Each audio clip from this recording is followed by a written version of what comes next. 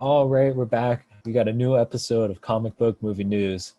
Uh, I'm pretty stoked in some ways and really sad in some other ways. And we'll start off with the bad. For 2020. Yeah, 2020 is really killing it, killing the vibe. And part of that is with Marvel movie release dates.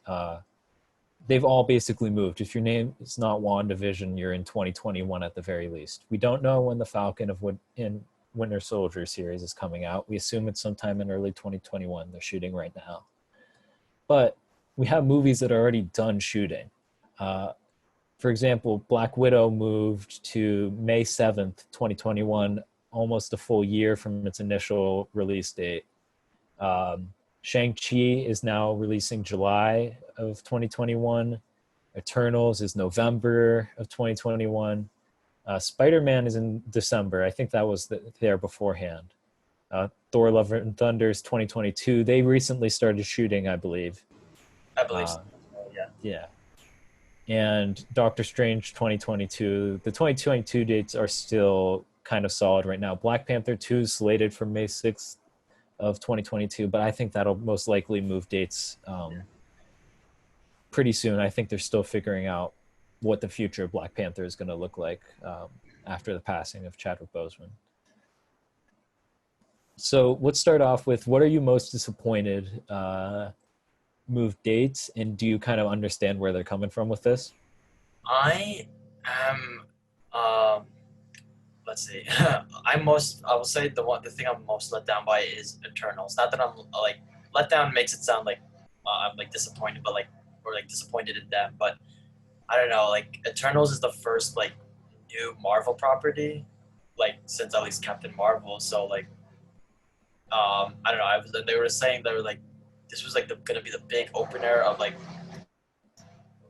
the big opener of Phase Four because like Black Widow was a character we had already seen, and so for it to be pushed all the way to like what is basically at this point a year, like it's gonna be October in a few days, like from the time of filming this, like it's gonna be a year later. So I'm a little sad to see that get pushed. I'm a little surprised Shang-Chi kind of held its same place like mid 2021, correct? I got that. Yeah, yeah. I think one of the things to note about this is Black Widow's completely done shooting. I don't know if Shang-Chi's completely done, but I think so.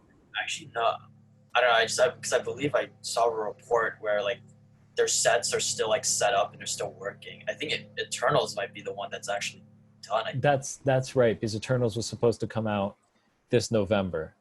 So yeah, you're right. That Eternals is, I believe, I don't know if it's picture lock, which means for those who don't know, that means that everything's finished, special effects, editing, or if they've just finished shooting on the film.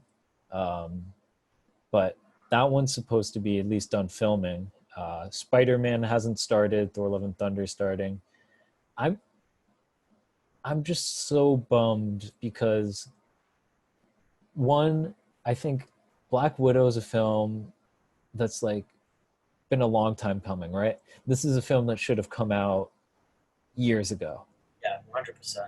All the way back in like Phase Three, Phase Two. Right. It should have been the post Civil War film. Um, but it wasn't, and that's okay. I think the MCU worked out just fine, but I was excited to see the film. And then Shang-Chi, I don't know enough about the character or the film to really be that excited.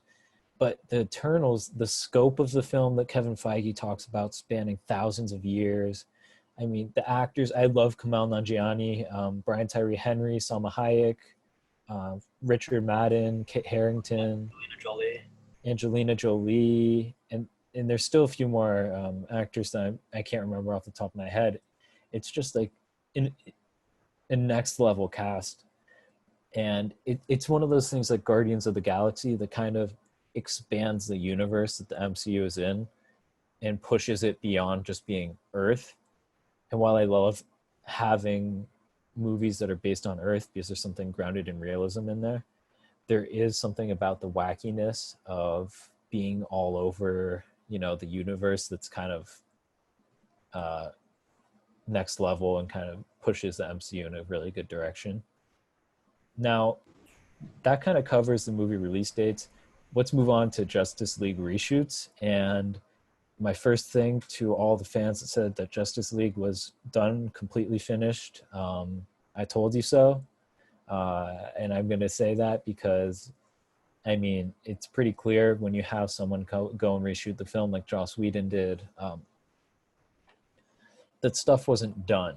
And I understand he also changed a lot of the film, but stuff just hadn't been filmed yet. And so Zack Snyder's going for short reshoots. I don't know if they could be something as small as pickup shots, or they could be something of a larger scale.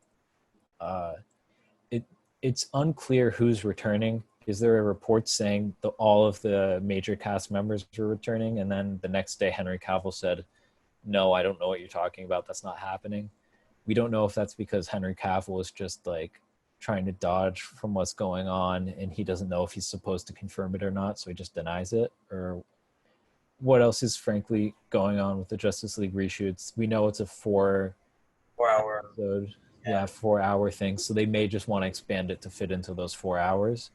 But what are your thoughts? I'm just glad, like, again, like I'm just glad it's getting released. I'm glad HBO Max is helping Zach like pull this whole thing off.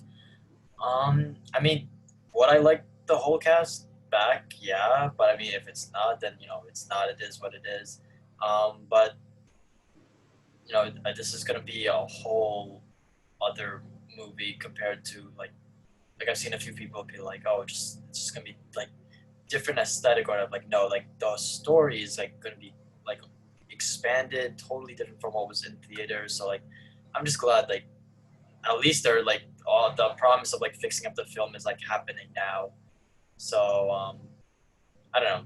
Oh, I'd love to. I personally would love to see the cast just back in like future movies, but I'm glad they're getting their original performances and stories like in the original format that they were. So Yeah, I know it's been popular to say it's like, oh, Zack Snyder's just changing the color correction so it's not like all this red anymore.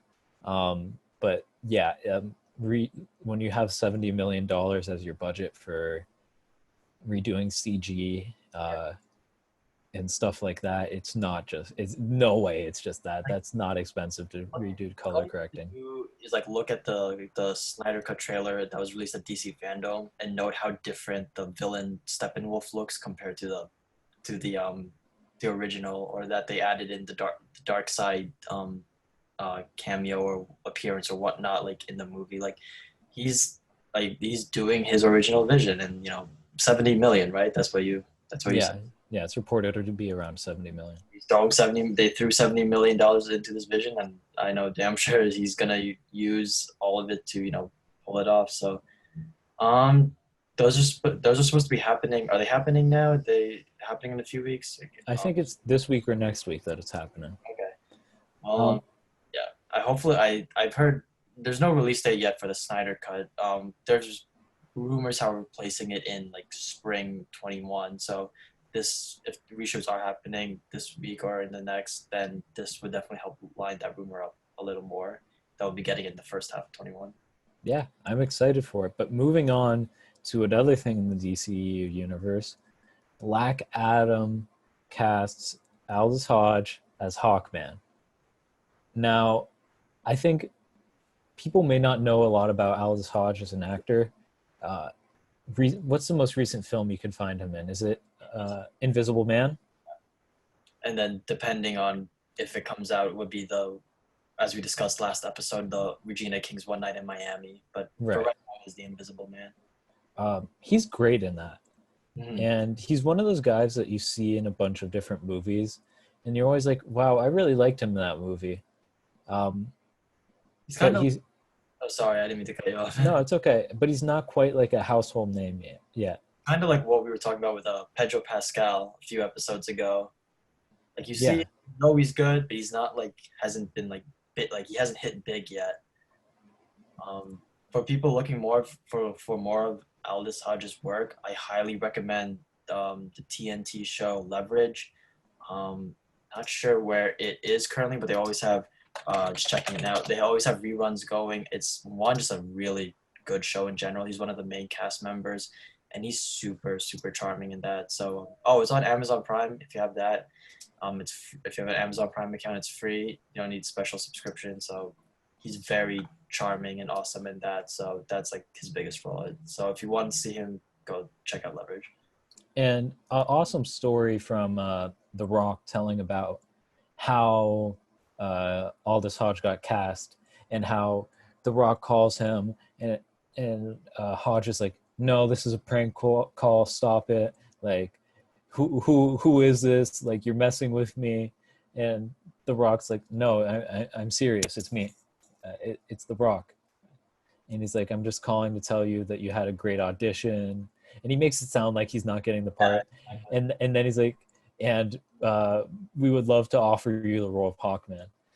And then apparently he realizes that it's actually The Rock, and he just puts down. He's like, "Excuse me a second." Puts down the phone, and you just hear like screaming in the background. He's going crazy, and it's just one of those stories that you kind of love to hear about how someone is so excited about playing a character like that. And I think that devotion to, like, as an actor, to be in such a big movie as well as have play a part that you really want to play is something that is really exciting and kind of gets to the point of like why people love movies. You know, it's the passion behind it, and that's like a story about the passion. You can always count on Dwayne Johnson for like a story like that where you just like made someone's day. Like he just yeah, it's just like it's a great story. He posted the transcript or whatever on his Instagram. It's such a great it's a great read. It's like, yeah, just so awesome to see these two like interacting so enthusiastically already. Yeah, definitely go and check it out on his Instagram if you haven't already. I think he's gonna kill it. I'm really excited. People were worried for some reason because they were like, Hawkman's white in the comics, but it's like I care more about the performance than, you know. Right. But I think he's gonna kill it. Between him like and Dwayne Johnson, and then I think it's Noah Centineo also in the film. Like I think this is gonna be a crazy film. Crazy time. Yeah, I'm excited for it. I know this is starting filming after Red Notice, which is currently filming right now. The film with him, Ryan Reynolds, I believe, and Gal Gadot. That's gonna be on Netflix too at some point. Yeah. But moving on, we have kind of a sadder story, the end of Supergirl in one last season. It's a little bit larger season. I don't currently watch the show, but I know you're a fan. Do you want to kind of speak to that? I've kept up with Supergirl and you know, the Flash and Arrow since like the beginning. So and the Arrowverse, as they call the franchise, the Arrowverse fans just love. Arrow ended 29, actually no, technically this year, 2020. So to receive this is kind of like oh man, like we lost another show. But from what I hear, they like the showrunners and the CW network like kind of came to like a consensus. Like they weren't canceled or there wasn't arguments. They kind of like agreed like we think this is like a good spot to like tell like the final chapter. So it's kind of comforting that they're getting to end it on their own terms. And I don't know, I'm it's kind of like an end of an era since like especially like DC's got like so much like new television like shows like coming up, and like, you know, they got like stuff like Doom Patrol, which I have behind me, like it got renewed for another season. So it's kind of sad, like end of an era, but you know, I'm appreciative for what, you know, the show brought. They've had an incredible central performance from Melissa Benoist, and I don't know, I'm glad they're ending it on their own terms. It's been a big part of my television, like watching like week to week. So shout out to her, shout out to the rest of the cast. I'm really gonna miss you guys. But here's to sixth and final season, so that's coming out next year.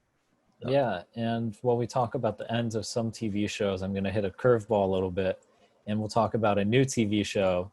The Suicide Squad is coming out soon, and it appears to that HBO has some confidence in it because James Gunn is writing and directing at least the pilot episode and supposedly a few more episodes in early 2021 of The Peacemaker, which is coming to HBO. The Peacemaker is John Cena's character, who may be one of the funniest character descriptions that I've ever seen, as a douchey Captain America who wants peace at any cost, and that means he'll kill like everyone to get peace, Mhm. which is maybe the most ironic and funny thing I've ever heard. Right. But I'm really excited about this because James Gunn, John Cena, James Gunn is great. Worked with Dave Bautista, and I think Dave Bautista really improved as an actor because of him.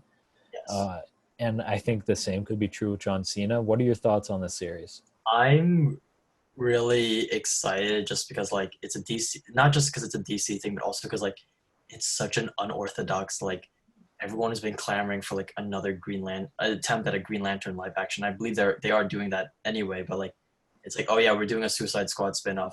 Also, we're doing it on, of all people, John Cena's character. Right. And I think um, I'm like really, because I've only seen John Cena in the Transformers film Bumblebee, and I thought he did. Oh, I think he did a good job there. And then you have Suicide Squad next year, so I think a chance to see him like just like you said, James Gunn worked with Batista. I think the chance for him to like develop as an actor through these like 8 or so episodes, I think that's gonna be really interesting. Also, someone on Twitter asked James Gunn, they're like, "Will this interrupt Guardians 3?" And he was basically like, "No, usually I take a break between movies, but because we're all stuck at home, I just wrote a TV show." And Yeah. like that's kind of like word for word. And I just like James Gunn was like, "Oh, let me try something, let me do it." And so, like you said, I trust James Gunn. I think just the fact that he's like executive producer and writing and directing a few stuff, I think it's going to be pretty epic show. I'm just excited. And if you see the poster, it's like it's an F bomb. It's like it's Peacemaker, and it's like already that sets the tone for like what a nutty show this is. So I'm intrigued to see what happens. Hopefully they get to. I guess they'll be doing it before Gunn moves over to Guardians 3. So I guess that'll be coming out soon. Yeah. And really, the only thing we know about this series is it's an origin story. They don't directly say it's a prequel, but if he's in the Suicide Squad, you assume it's a prequel and an origin story. So people are like, "Oh, well, that spoils that like he doesn't die in the film, or like he dies in the film." It's like it doesn't tell you anything about what's going to happen in the film. It's a comic book property. You never know what's gonna happen in this. Like people die, people come back. You know. Yep, that's how comic books go. Yeah. But with that's the end of our episode of Comic Book Movie News. We really appreciate you guys for tuning in, and don't forget to like and subscribe the video. We'll see you next time. So